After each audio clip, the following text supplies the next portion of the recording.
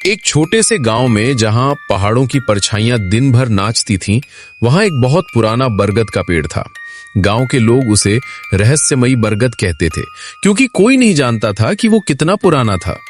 गांव की सबसे बुजुर्ग महिला नानी हमेशा कहती थीं, बेटा, उस पेड़ को कभी मत छूना, उसकी जड़ें जमीन में नहीं बल्कि कहानियों में है। गांव का एक लड़का अंकित बहुत शरारती था। एक दिन उसने नानी से पूछा, नानी, उस पेड़ में ऐसा क्या खास है?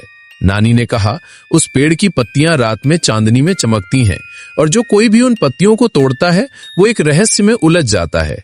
अंकित ने नानी की बात नहीं मानी। एक रात जब पूरा गांव सो रहा था, वो चुपके से पेड़ के पास गया। उसने देखा पेड़ की हर पत्ती चांदी की तरह चमक रही थी। जैसे ही उसने एक पत्ती तोड़ी, एक हल्की सी आवाज आई, जो भी यहां से कुछ लेता है उसे कुछ देना पड़ता है। अंकित मुस्कुराया और पत्ती लेकर घर चला गया। अगली सुबह वो सोकर उठा तो उसकी आवाज नहीं निकल रही थी। वो डर गया और नानी के पास गया। नानी ने मुस्कुराते हुए कहा, बेटा, तुमने उस पेड़ को कुछ दिया है? क्या क्या? अंकित ने इशारे से पूछा। नानी ने बताया, वो पेड़ लोगों से उनकी सबसे कीमती चीजें लेता है। तुमने उसकी चमकती पत्ती ली तो उसने बदले में तुम्हारी आवाज ले ली, क्योंकि तुम्हारी आवाज तुम्हारी सबसे कीमती चीज है। अंकित रोने लगा, क्या मुझे मेरी आवाज कभी नहीं मिलेगी?